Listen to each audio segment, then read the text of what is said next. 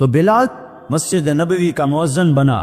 ظہر کی نماز 12 ربیع الاول 7 جون 633 عیسوی 11 ہجری، اللہ کے نبی دنیا سے رخصت ہو چکے ہیں، اور ظہر کی نماز کے لیے بلال چھت پہ چڑھے۔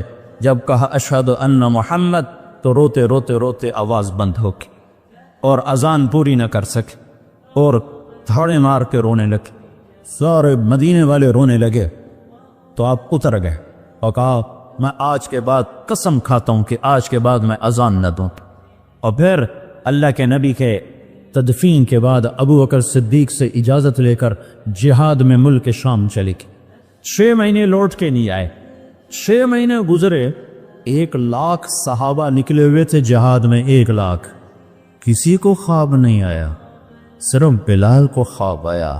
بلال، اللہ کے حبیب خواب میں، بلال یہ کیا بے وفائی، میرے شہر آنا ہی چھوڑ دیا۔ 6 مہینے گزرے ہیں، صحابہ 1 لاکھ کے قریب جہاد میں شام عراق میں جا چکے ہیں، خواب بلال کو آتا ہے، بلال یہ کیا بے وفائی، میرے شہر آنا ہی چھوڑ دیا۔ رات آنکھ کھلی، اونٹنی پہ سوار ہوئے، سوائے پیشاب اور نماز کے نہیں رکے، وہ چل سو چل، چل سو چل، چل سو چل، چل سو چل، 7ویں دن مدینے پہنچے، اور ان کو یہ یاد ہی نہیں رہا کہ اللہ کے نبی دنیا سے جا چکے ہیں۔ وہ ایسا عشق سوار تھا اور ایسا وہ خواب دل و دماغ کے حاوی ہوا کہ یہ بھول ہی گئے کہ اللہ کے نبی دنیا سے جا چکے ہیں۔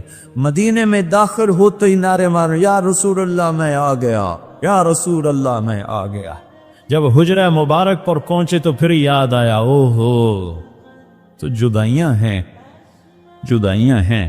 پھر بے قرار ہو کر اندر حجرے میں آئے اور چیخنے گئے، یا رسول اللہ میں تو آ گیا، آپ کہاں ہیں، میں تو آ گیا، آپ کہاں ہیں، اور قبر پر گرے اور قبر سے چمٹ کر روتے روتے روتے روتے خشی کی کیفیت طاری ہو۔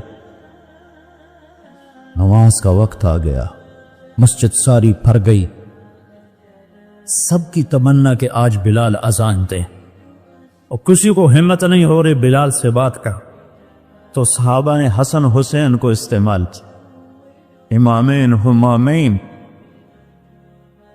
نبی کی آنکھوں کی ٹھنڈک، جنت کے سردار حسن اور حسین، جنت کی عورتوں کی سردار فاطمہ۔ علی تجھے پتا ہے تیرا گھر کہاں ہے جنت میں؟ کہا جی نہیں، کہ جنت میں تیرا گھر میرے گھر کے سامنے ہے۔ تو دونوں کو صحابہ نے کہا حضرت آج بلال سے کہو اذان دے، اور یہ کسی کے کہنے پر نہیں دیں گے۔ حسین 6 سال کے، حسن 7 سال کے، یہ دونوں معصوم بچے آئے اور حضرت بلال کے سامنے کھڑے ہو کر کہنے لگے، چچا ایک درخواست کر۔ کہ میرے بچوں میری تو جان قربان ہے، کیا حکم ہے؟ تفاضنا کو حکم کو، کہ جیسے ہمارے نانا کے لیے اذان آج ہمارے لیے تھے۔ تو بلال رضی اللہ عنہ پھوٹ پھوٹ کے رونے، کہنے کہ میں نے قسم کھائی تھی کہ میں اذان نہیں دوں گا، لیکن میں تمہاری خاطر تو جان بھی قربان ہے، قسم تو چھوٹی سی چیز ہے، میں قسم کا کفارہ دوں۔ اور ایسے چڑھے چھت پر، ایک انصاری عورت کا گھر تھا جس کی چھت پہ چڑھ کے اذان دیتے تھے، کانوں میں انگلیاں دے کے جو ہی کہا اللہ اکبر تو سارے مدینے میں کوہام مچ، اور عورتیں ننگے سر ننگے پاؤں روتی ہوئی گھروں سے باہر نکلے، اور مسجد نبوی میں چیخ چنگھڑا مچ گیا، نوں لگا جیسے دور نبوت لوٹ کے واپس آ گیا۔ یہ شان ہے کہ محمد سے وفا تو نے تو ہم تیرے ہیں، یہ جہاں چیز ہے کیا لوح قلم تیرے ہیں۔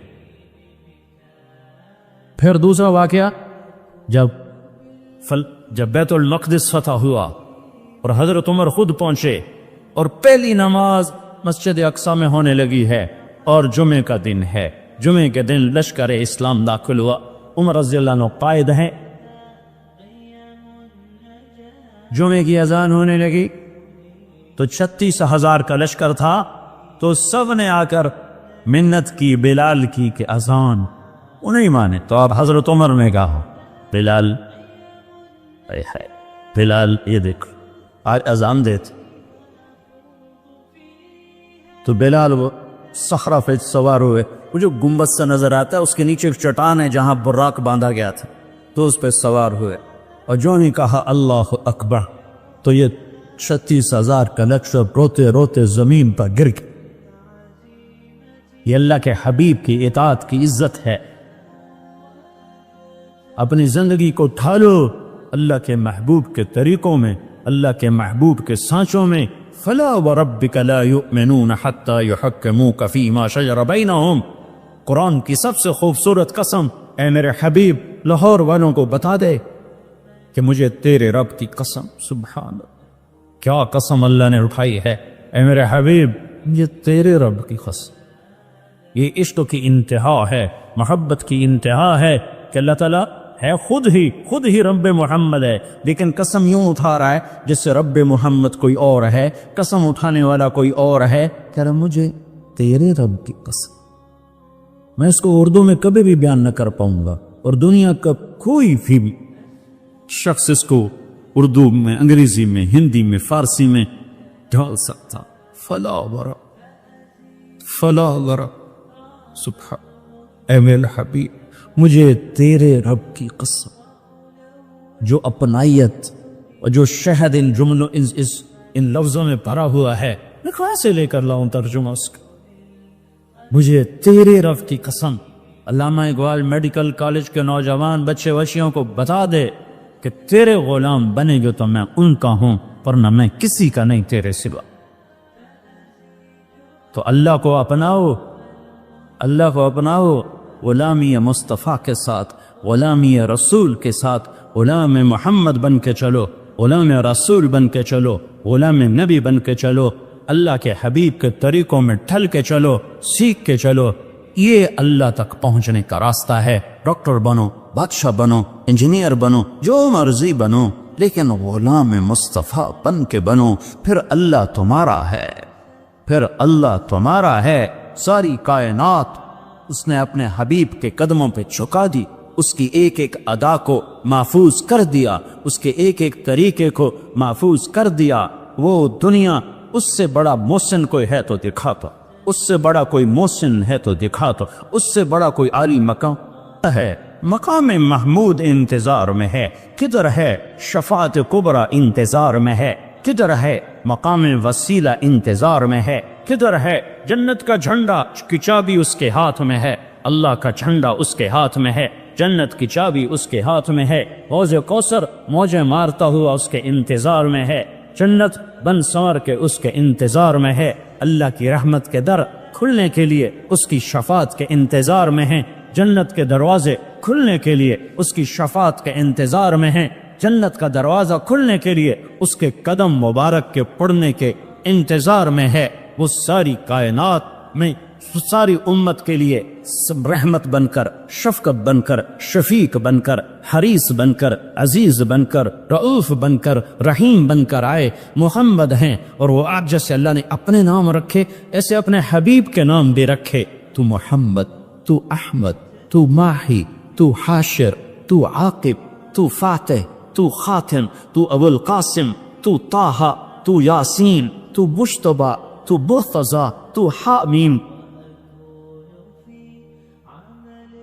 تو مرتضیٰ، تو مجتبیٰ، تو مصطفیٰ، تو باطن، تو ظاہر، تو اول، تو آخر، تو شاہد، تو رشید، تو مبشر، تو نذیر، تو داعی الی اللہ، تو سراج منیر، تو مزمل، تو مدثر۔ مزمل اور مدثر میں جو لاڈ ہے، اللہ کی قسم لاکھوں کتابیں لکھ دو تو ایک لفظ کا مطلب ادا نہیں ہو سکتا۔ یا ایھا المزمل، یا ایھا المدثر، اوئے ہائے کیا محبت ہے، کبھی مزمل، کبھی مدثر، کبھی طٰہٰ، کبھی یاسین، کبھی مبشر، کبھی نذیر، کبھی داعی الی اللہ، کبھی سراج منیر، کبھی حامد، کبھی محمود، کبھی رشید، کبھی عاقب، کبھی فاتح، کبھی اجود، کبھی اکحل، کبھی احور، کبھی ابیر، کبھی اہدب، کبھی اعلم، کبھی انور، کبھی اشرف، کبھی اعز، کبھی اتم، کبھی اجل، کبھی اشرف، کبھی اجمل، کبھی احسن۔ کیا میں الفاظ لاؤں جو میرے نبی کے لیے میرے اللہ نے چن چن کے اس کی جھولی میں ڈالے۔ وَأَحْسَنَ مِنْكَ لَمْ تَرَ قَطُّ عَيْنِي، تیرے جیسا حسین میری آنکھ نے نہیں دیکھا۔ حسن ظاہر کے لیے حسن کا لفظ ہے۔ وَأَجْمَلَ مِنْكَ لَمْ تَلِدِ النِّسَاءُ، تیرے جیسے جمال والا کسی ماں نے نہیں جنا۔ حسب نسب کی خوبصورتی کے لیے جمال ہے، شکل کی خوبصورتی کے لیے حسن ہے، تو میرے حسان نے کہا، میرے نبی کے شاعر نے کہا، تیرے جیسا حسین میری آنکھ نے نہیں دیکھا، تیرے جیسے حسب نسب والا کسی ماں نے نہیں جانا، تیرا نسب تو آدم تک تیرے رب نے محفوظ کر دیا، تو محمد بن عبداللہ بن عبد المطلب بن ہاشم بن عبد مناف بن قصیف بن کلاد بن مرہ بن کعب بن لوی بن غالب بن فہر بن مالک بن نضر بن کنانہ بن خزیمہ بن مدرکہ بن الیاس بن مدر بن نزار بن معگ بن عدنان بن اود بن حمیسہ بن سلامان بن عوس بن بوس بن قموال بن ابی بن عوام بن ناشد بن حزا بن بلداس بن یدلاف بن طابخ بن جاحم بن ناحش بن ماخي بن عيفي بن عبقر بن عبيد بن الدعاء بن حمدان بن سنبر بن يثربي بن يحزن بن يلحن بن إرعضا بن عيذي بن زيشان بن عيسر بن أفناد بن إيهام بن مقصر بن ناهث بن زارث بن سمي بن مزي بن عوض بن عران بن قيدار بن إسماعيل بن إبراهيم بن ألدر بن ناهور بن سروج بن رعوب بن فائش بن عابر بن أرفخشاد بن سام بن نوح بن لامك بن متوشاله بن إدريس بن يرد بن ملهلئيل بن قينان بن آنوش بن شيس وبن آدم عليه الصلاة والسلام.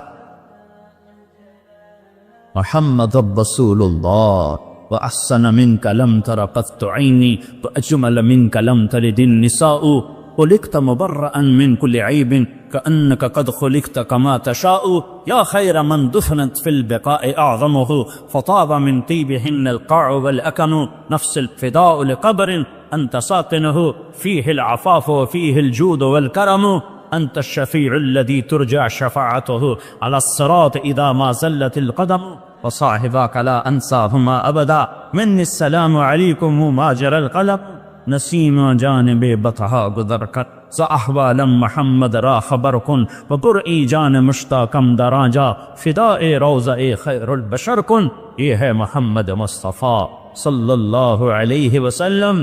محمدی نظر آؤ، پنجابی نہ نظر آؤ، سندھی نہ نظر آؤ، بلوچی نہ نظر آؤ، پشتو نہ نظر آؤ، محمدی نظر آؤ، محمدی نظر آؤ. ہماری ایک پہچان ہے جو محمد مصطفیٰ صلی اللہ علیہ وسلم کی زندگی اور سیرت ہے. ایک عبادات ہیں جس میں نماز سب سے اعلیٰ ہے، جس میں روزہ اس کے بعد ہے، زکوٰۃ اس کے بعد ہے، حج اس کے بعد ہے کہ جن پر فرض ہے حج وہ کرو، زکوٰۃ فرض ہے دو، روزہ فرض ہو گیا رکھو، نماز فرض ہے چھوڑو نہیں.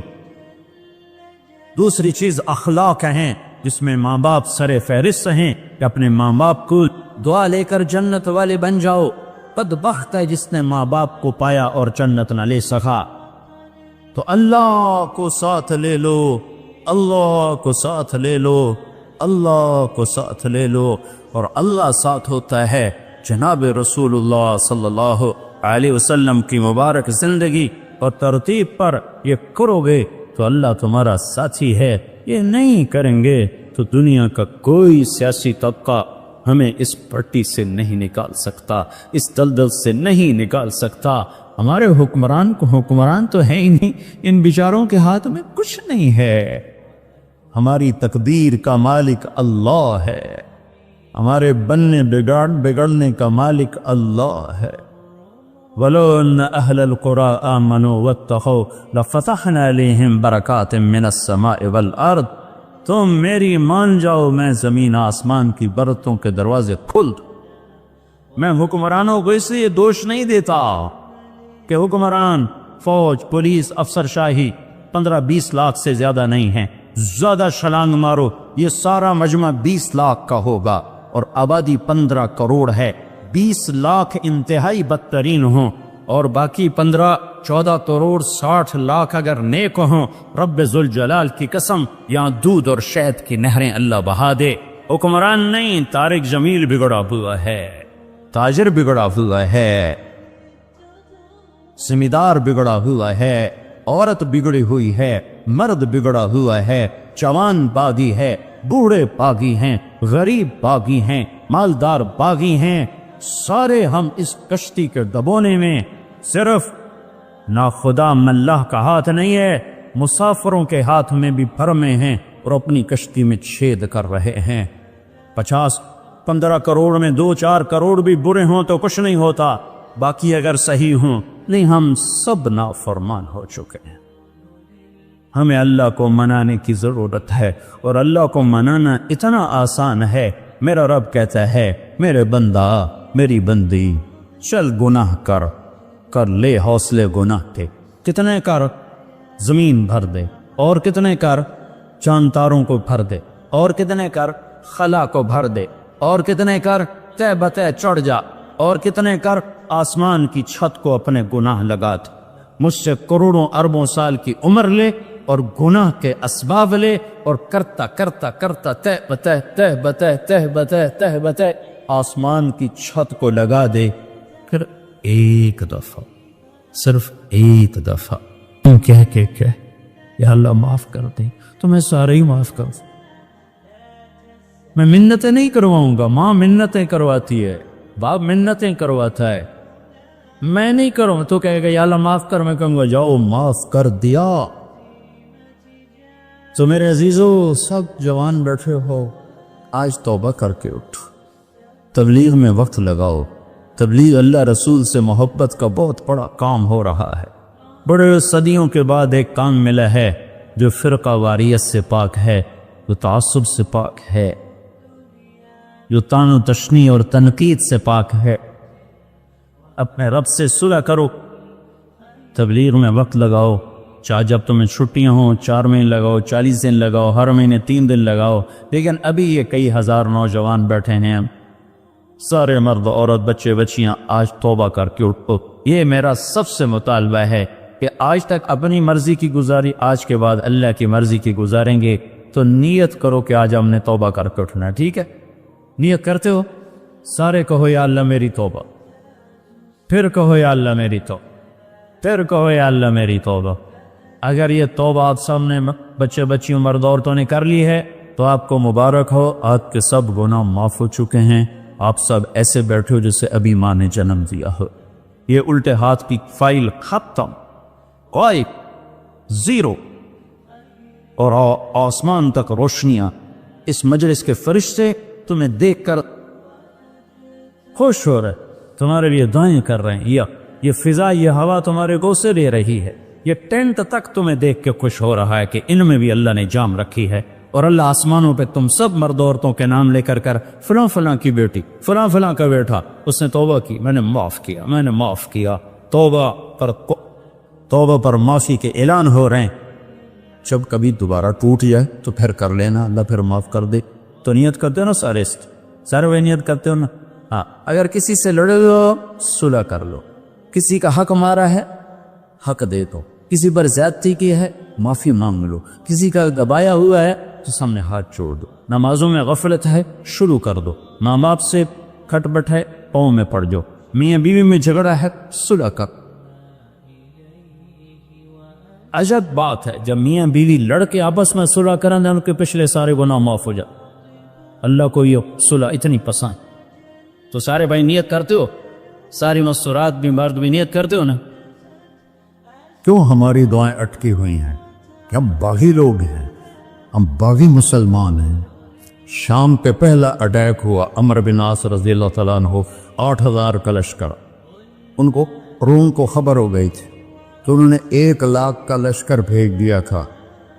جرجیس اس کا سالار تھا، رومن بادشاہ کا بھائی، تو 8000 1 لاکھ ان کو گھیرے میں لے لیے۔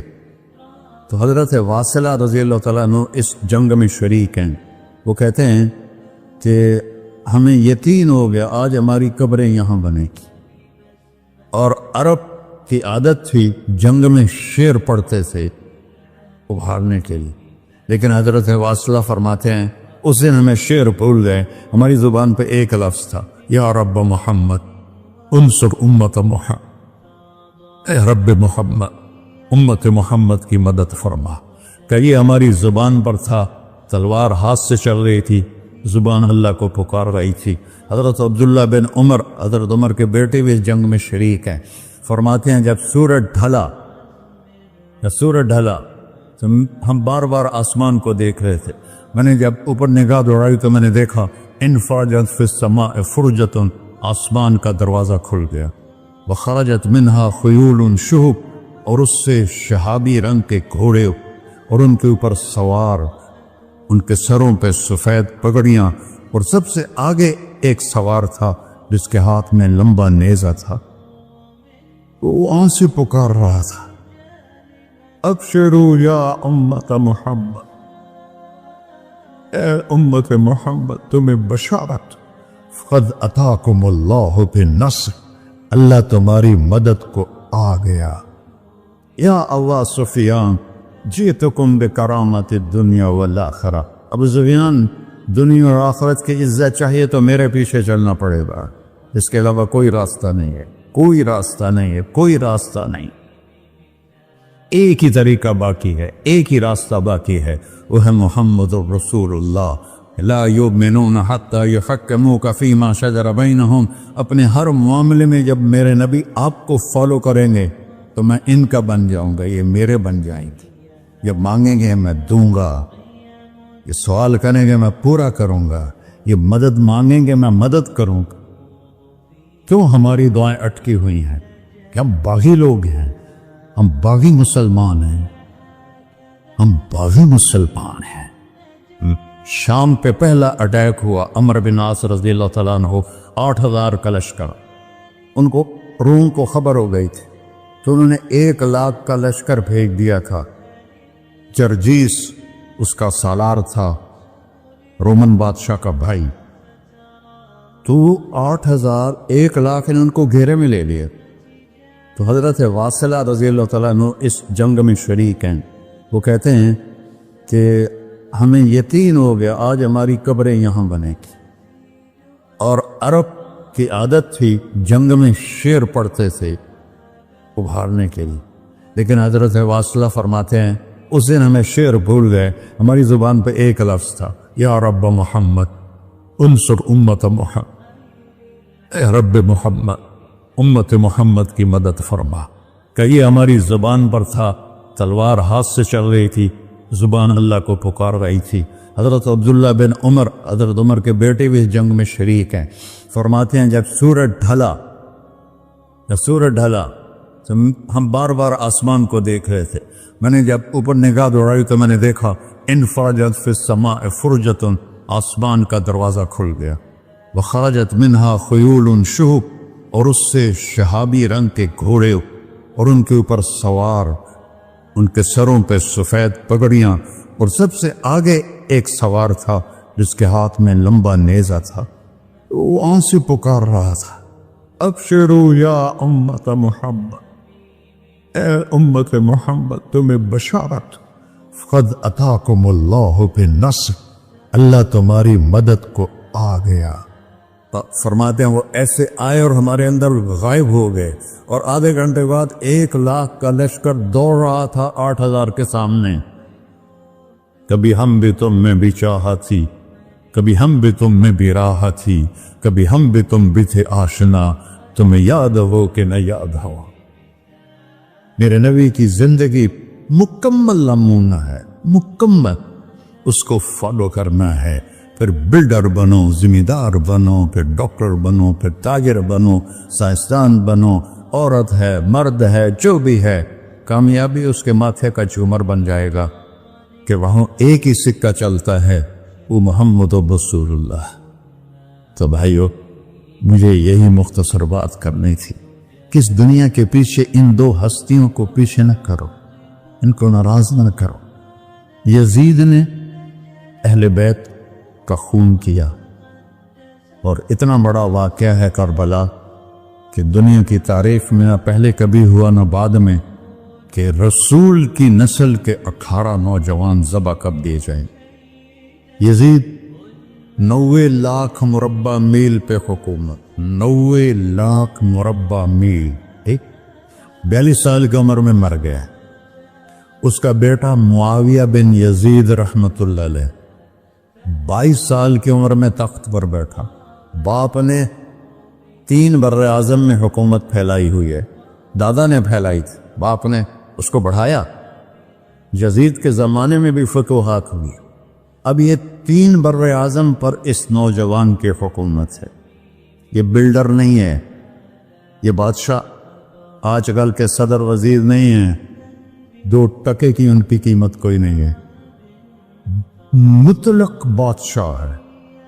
40 دن حکومت کی اور سارے خاندان کو بلایا اور کہنے لگا اب تصور کرو 22 سال کا ایک شہزادہ ہو، وہ 3 بر اعظم اس کے سامنے ایسے جھکا ہوا ہو، تو اس کو کیسے آپ میئر کر سکتے ہیں؟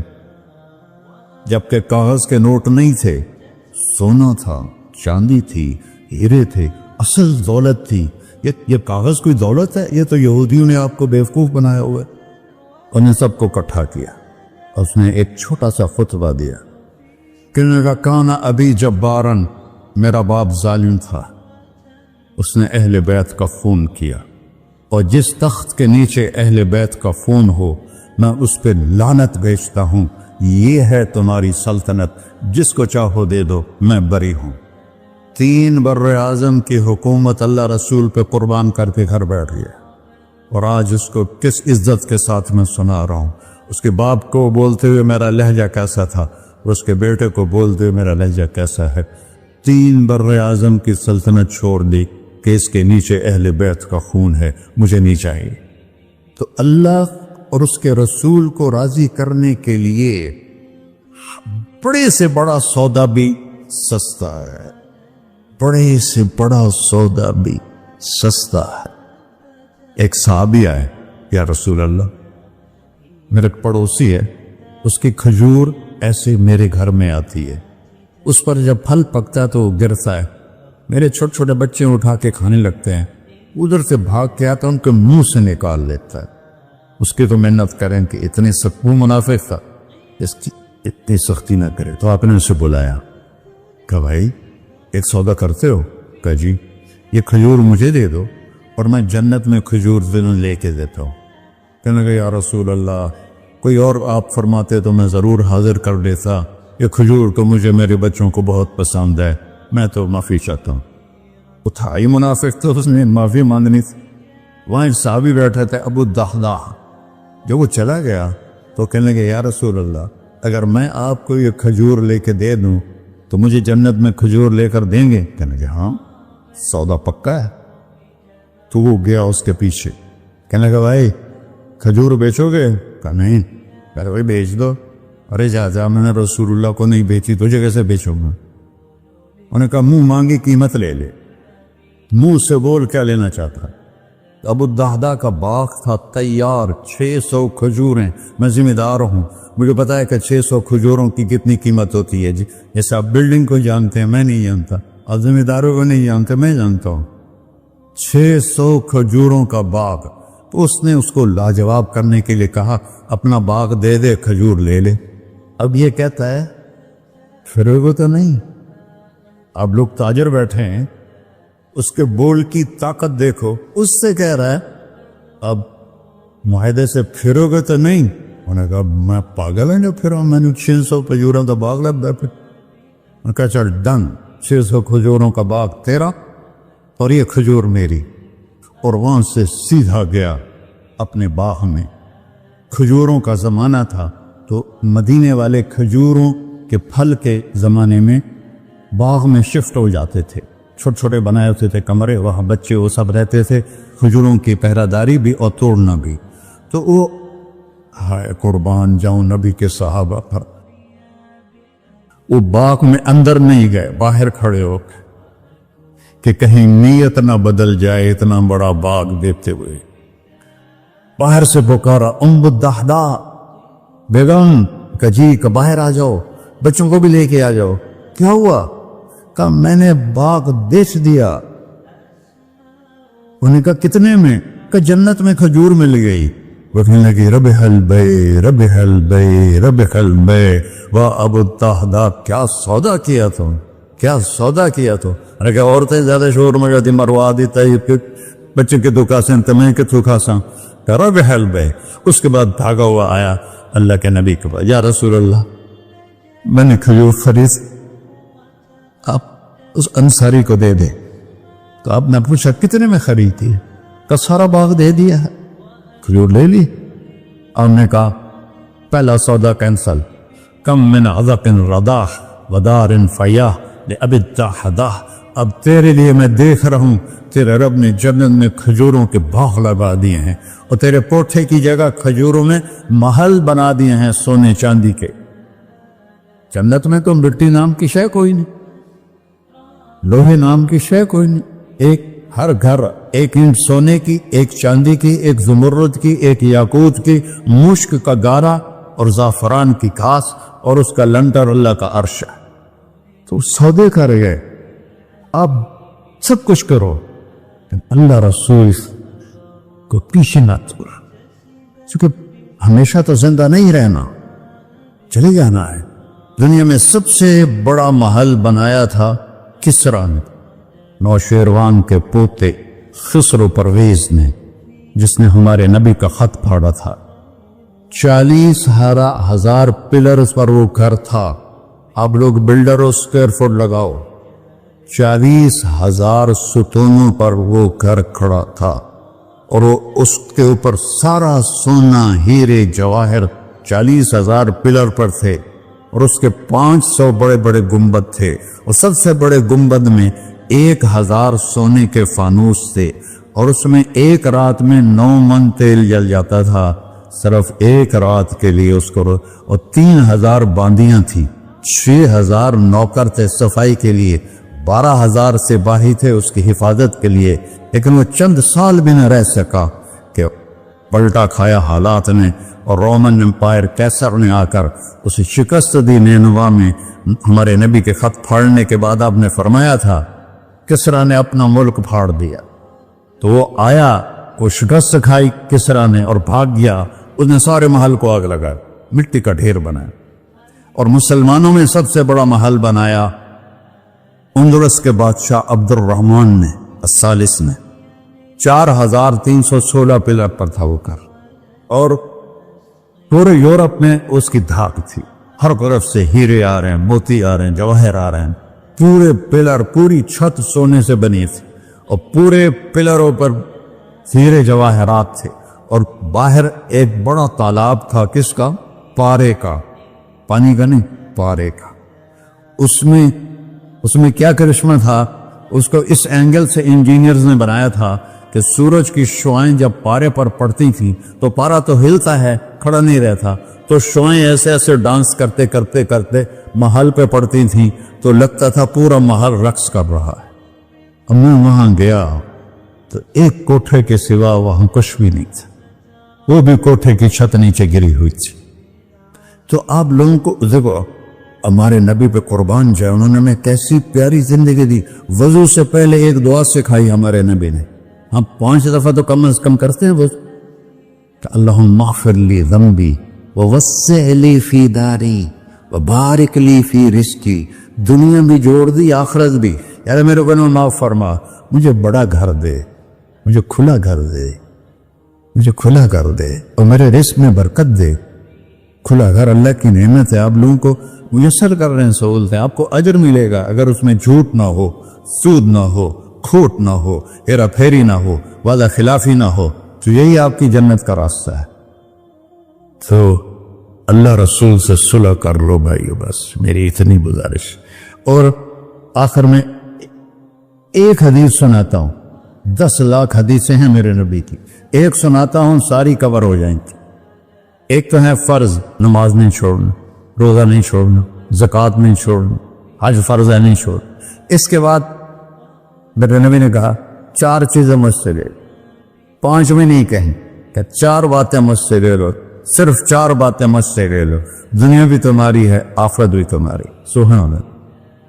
اور اس سے زیادہ کیا آسانی دے میرا نبی، اتنے 100 نفل پڑھو ہوتے، اتنے عمر کرو ہوتے، اتنے حج کرو ہوتے، اتنی تہجد پڑھو ہوتے، تو سارے مر گئے اس سے، کہ 4 باتیں لے لو، دنیا میں بھی مزہ رہے گا، آخرت میں۔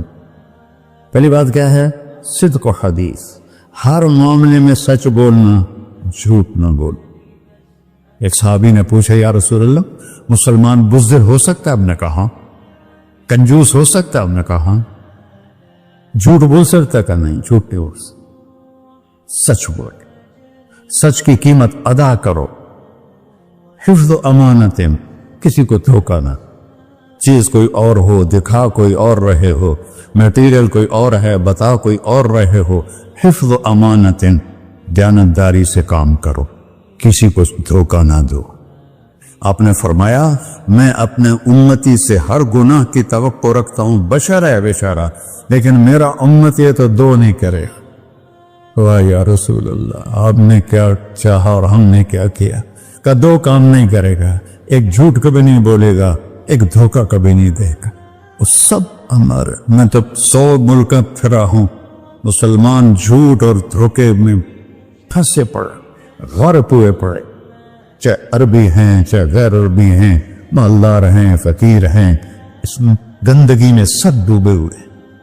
तो सिद्क़ हदीसन, सच बोलो, हिफ्ज़ अमानतिन, धोखा नहीं दे। तीसरी क्या है? हुस्न खलीक़तिन, अखलाक अच्छे कर, अखलाक अच्छे कर। और अखलाक अच्छे करने के लिए एक काम कर ली, इसको ताला लगा, सिर्फ एक काम, इससे कोई गाली ना निकले, झूठ ना निकले, गीबत ना निकले, तंज ना निकले, बेइज्जत ना करो। आमतौर पर हमारे माहौल में नौकरों को बहुत डांट डपट होती है, इसको काबू में रखो। सोचो इसी जगह मैं होता नौकर तो मैं ये पसंद करता। अपने अखलाक की चाबी है जुबान का मीठा बोल, और खास तौर पर वालिदैन के साथ, और सबसे ज्यादा अहम बीवी के साथ। मेरे नबी ने फरमाया बेहतरीन मुसलमान वो है जो बीवी से अच्छा सलूक करता हो, कि वो माँ बाप बहन भाई घर सहेली माहौल सकाफत तहजीब सब कुछ छोड़कर एक बोल के साथ आपके घर आ जाती, आपके बच्चे का 9 महीने बोझ उठाती है, उसको दूध पिलाती है, उसकी छातियां लटक जाती हैं, कभी आपके लिए वो नाश्ता बना रही है, कभी खाना बना रही है, कभी आपके कपड़े का ख्याल कर रही है, और आप एक छोटी सी बात पर उसकी इज्जत उतार के फेंक देते। तो मेरे नबी ने फरमाया सबसे बेहतरीन मुसलमान वो है जो बीवी के साथ हुस्न सलूक करता हो। फिर आपने कहा और मेरा सलूक अपनी बीवियों से सबसे ज्यादा अच्छा है। इजहार मोहब्बत करो, माँ से, बाप से, औलाद से, बीवी से। इजहार बहुत जरूरी, ये प्रेजेंटेशन इजहार ही तो था। ये इजहार ना हो तो पता कैसे चले? मैं माँ के पांव चूमूं, बाप का माथा चूमूं, उनके आगे नौकर बन के खड़े हो। बीवी से कहो मुझे तुमसे बहुत प्यार है। वो अच्छा कपड़ा पहने तारीफ करो, अच्छा खाना बनाए तारीफ करो। इंसान भूखा है इस चीज का, मेरे नबी से बढ़कर कोई हो सकता है? आप हजरत आयशा से फरमा रहे हैं, जो हजरत आयशा कुमारी भी थी, छोटी भी थी। हजरत आयशा, जिसने अल्लाह को देखा हो उसके लिए औरत कोई चीज नहीं है। एक हदीस सुनाता, माली फिन निसाए मिन रग़बा, मुझे औरतों की कोई रग़बत नहीं। अल्लाह को देखने के बाद किस चीज की रग़बत? हमने कहा आयशा, इन्नहु लयुहव्विनु अलैया अल-मौत अन उरीतु की ज़ौजती फिल जन्नह। आयशा, जब से मुझे पता चला है ना तू जन्नत में मेरी बीवी है, तो मुझे तो मौत ही अच्छी लगने लग गई। ये इजहार मोहब्बत हमें सिखाया अपने बच्चों के साथ भी। मेरे बच्चे बड़े हो गए लेकिन मैंने ऐसे गले लगाता हूं जैसे ये छोटे बच्चे, कि ये मोहब्बत ट्रांसफर होती है, हम इजहार नहीं कर सकते। वो बच्चों पर अपनी राय मुसल्लत न कहो, कि वो बड़े हो जाएं तो शरीयत ने उनको हक दिया है, इससे आपका घर खूबसूरत बन जाएगा। ये मेरे नबी की प्यारी जिंदगी के चंद वो सफ़हात मैंने आपके सामने पेश किए हैं। तो तवील दास्तां है, सुनाते सुनाते उम्र भी बीत जाए तो एक जर्रा भी अदा न होगा, लेकिन खुलासतन मैंने आपसे अर्ज कर दिया। सिद्क़ हदीसन, हिफ्ज़ अमानतिन, हुस्न खलीक़तिन, सच्चाई, देनादारी, अखलाक, और चौथा और आखिरी इफ़्फ़तुन फ़ी तुअमतिन, रिज़्क़ हलाल कमाओ, रिज़्क़ हलाल कमाओ। मन अमसा कालम बेअमल यदिही अमसा मग़फ़ूरन लहू। मुस्लिम शरीफ की हदीस है, जो सुबह से शाम तक अपने दुनिया के कामों में हलाल और रिज़्क़ की तलाश में थक के घर जाता है, उसके उस दिन के सारे गुनाह माफ हो जाते। कितना बड़ा अमल है रिज़्क़ हलाल, बंदगी बन जाता है। आपने एक सहाबी को देखा, उनके हाथों पे छाले नहीं, वो जो मजदूरों के निशान होते हैं कई चला चला के, वो थे। تو آپ نے اس سے پوچھا سعد یہ کیا ہے؟ کہ یا رسول اللہ بچوں کے لیے روزی کماتا ہوں، اپنے ہاتھ سے کام کرتا ہوں، تو میرے ہاتھوں پہ یہ نشان پڑ گئے۔ تو آپ نے ان کا ہاتھ ایسے پکڑ سب کو دکھا کر ایسے اس کا بوسہ لیا، پھر فرمایا جو ہاتھ بچوں کو حلال کھلاتے ہوئے ایسا ہو جاتا ہے اس پہ جہنم کی یاد حرام ہو جاتی۔ صرف نماز سے نہیں گناہ معاف ہوتے، حج سے نہیں معاف ہوتے، جس کے حلال کے کمانے سے بھی روزانہ کی صفائی ہو جاتی ہے۔ تو ابھی سودا ہے اللہ رسول سے کر لو تو موج ہی موج ہے، اور اگر انہیں بکھیڑوں میں پڑے گئے تو مر کے زیرو ہی ہونا ہوتا ہے، کچھ بھی ساتھ نہیں جاتا۔ تو اللہ مجھے بھی توفیق دے، اللہ آپ کو بھی توفیق دے کہ ہم اپنے نبی کی زندگی کو اور اپنے رب کو سامنے رکھ کر زندگی گزاریں، اور آپس میں اگر لڑے ہوئے ہو صلح کر لو، آپس میں کوئی لڑو، دیکھو جھگڑا ہو جاتا ہے، بول چال بند نہ کرو، جھگڑا ماں سے بھی ہو جاتا ہے، باپ سے بھی، بیوی سے بھی، بول چال بند نہ کرو، نہیں بس ساڈا بائی کاٹ۔ ہم تو پنجابی لوگ ہیں، دیہاتی کو تھوڑی اونچ نیچ ہو جائے تو ہماری لینگویج اساں لیک کا چھٹ دیتا ہے، سمجھو، ہم نے لکیر لگا دی ہے، نہ انہاں دے مرن تے جاؤنا ہے نہ انہاں دی شادی تے جاؤ، یہ ساڈے جنازے وچ بھی نہ آم۔ اللہ میرے گاؤں میں جنازہ تھا، میرا اپنا عزیز، اس کی والدہ فوت ہو، تو رشتہ داروں میں قریبی رشتہ دار جنازے میں پہلی صف میں کھڑا تھا، تو جنازے پر تو سب کے دل نرم ہو جاتے ہیں۔ جب اس نے دیکھا نا کہ میاں صادق میری ماں دے جنازے چ باہر نکل گیا، یہ تہذیب ہے ہماری۔ تو جھگڑا ایک فطری چیز ہے، لیکن بول چال بند نہیں کرنی ہے، دل میں نفرت نہیں پالنی ہے، اس کو صاف کر کے معاف کرنا ہے۔ اللہ بہت خوش ہوتا ہے، اور میاں بیوی میں جھگڑا ہو جائے اور وہ صلح کر لیں، اللہ ان کے پچھلے سارے گناہ معاف کر دیتا ہے۔